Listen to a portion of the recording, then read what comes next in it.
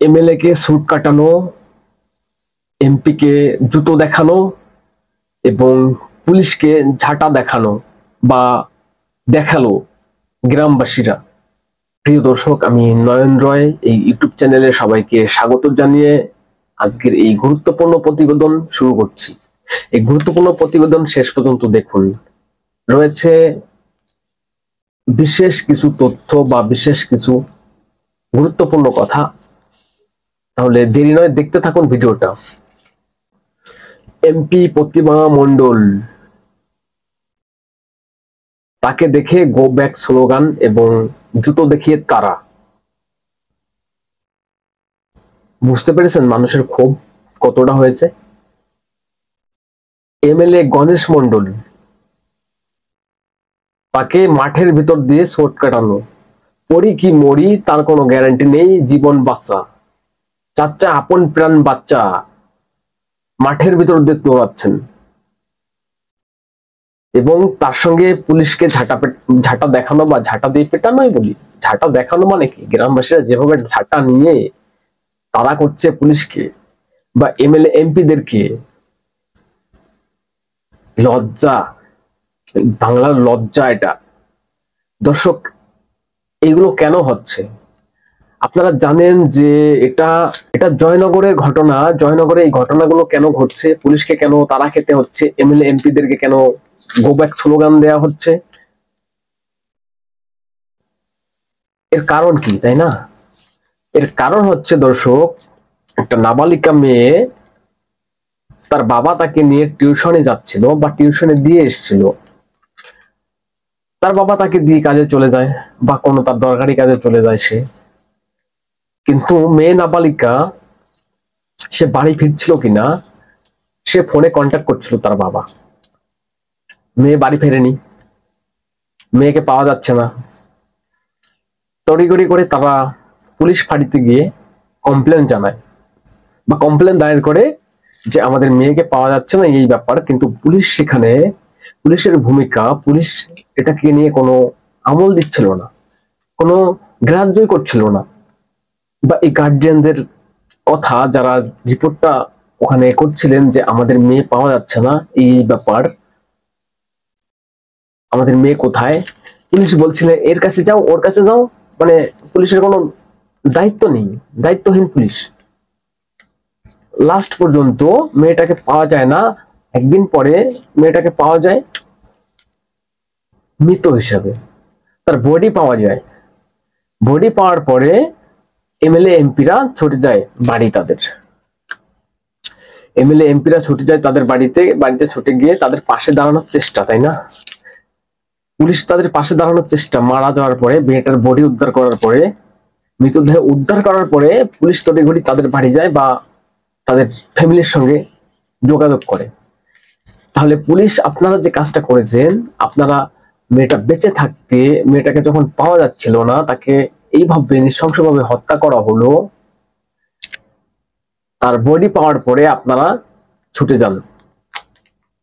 কিন্তু এইসব দেখে সাধারণ গ্রামবাসীদের মনে তো ক্ষোভ ছিল।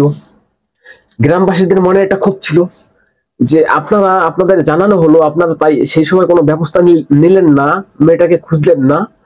কিন্তু এখন মেয়েটার বডি উদ্ধার করার পরে এসব আপনারা কেন এসেছেন? এমএলএ এমপিরা কেন এসেছেন? তাই ঝাঁটা পেটা খেতে হয়েছে এমএলএ এমপিদের, ছুট কাটতে হচ্ছে মাঠের ভিতর দিয়ে।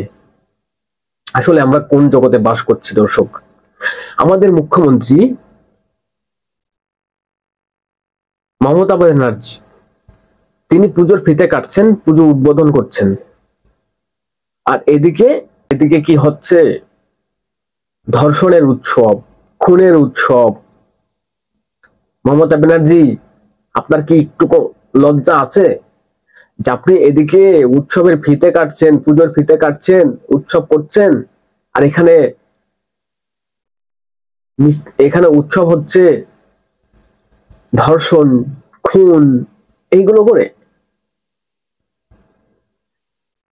এমএলএ এমপিরা ছুটে গিয়েছেন আপনার কত টাকা নিয়ে বা কত টাকার অফার দিতে গিয়েছিলেন আপনার এমএলএ এমপিরা? অভয়া খুন করার পরে আপনি 10 লক্ষ টাকা ঘোষণা করেছিলেন, আমরা তো 10 লক্ষ টাকা দিতেই পারি। একটা মানুষের জীবনের দাম 10 লক্ষ টাকা, একটা ডাক্তারের মূল্য 10 লক্ষ টাকা। আপনার এমএলএ এমপিরা কেন গিয়েছেন? এই বাচ্চার মেয়েটি যে খুন হয়ে গেল, এদের বাড়িতে কেন গিয়েছেন আপনার এমএলএ এমপিরা? ন্যাকামো করার জন্য? কে পাঠিয়েছেন? আপনি পাঠিয়েছেন? আপনি তো যেতে পারবেন না, তাহলে কি আপনি পাঠিয়েছেন এদেরকে? যাও বাবা, দেখে আসো। কত টাকা দেবেন আপনি বলে দিয়েছেন নাকি? যে এত টাকা দেবো, যাও গিয়ে বলে দাও। চুপ করে থাকো, মেয়ে তো চলেই গিয়েছে, মেয়ে তো আর ফিরে আসবে না, তাহলে মেয়ের জন্য এত টাকা আমরা দিচ্ছি, এবার চুপ করে থাকো। আপনার এমএলএ এমপিদের কি এই টাকার অফার দেওয়ার জন্য পাঠিয়েছিলেন? গ্রামবাসীরা একদম দিয়েছে, ঝাঁটাপেটা করে দিয়েছে। টাকার অফার, তাই না? একটা মানুষের জীবনটাকে টাকার সঙ্গে তুলনা। একটা মানুষ মারা যাওয়ার পরে এত টাকা দিচ্ছি, আমরা তো এত টাকা দিতেই পারি, 10 লক্ষ টাকা আমরা দিতেই পারি। আপনি এখানেও সেই টাকা নিয়ে বা টাকার অফার দিতে পাঠিয়েছিলেন নাকি আপনার নেতা মন্ত্রীদের, এমএলএ এমপিদের? মানুষ একদম দিয়েছে, ঝাঁটাপেটা করে দিয়েছে মানুষ।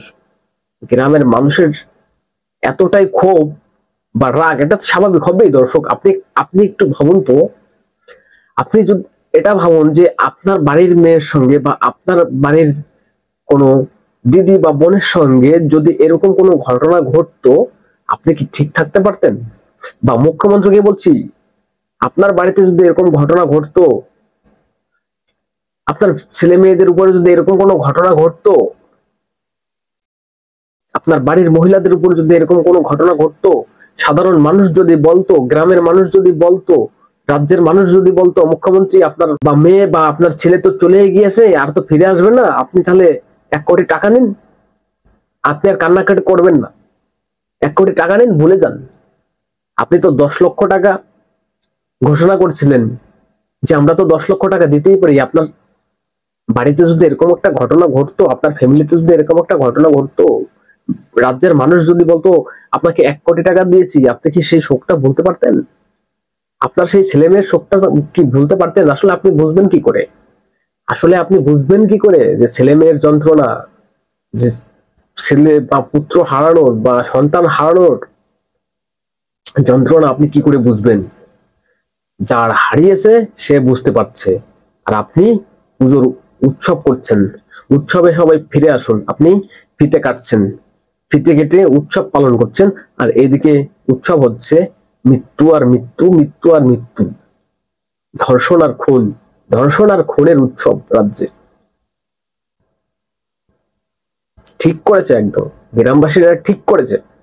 যেভাবে ঝাঁটাপিটা করেছে না পুলিশদের উপরে বা আপনার এমএলএ এমপিদের উপরে, এটাই হওয়ার।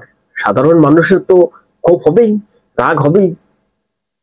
সাধারণ মানুষ এটা কি সহ্য করতে পারে? আপনি সহ্য করতে পারতেন? ঠিক করেছে একদম। যার বাড়ির মেয়ে হারায়, যার বাড়ির সন্তান হারায়, সেই বোঝে যন্ত্রণাটা। আর আপনি 10 লক্ষ টাকা ঘোষণা করেছেন, তাই না?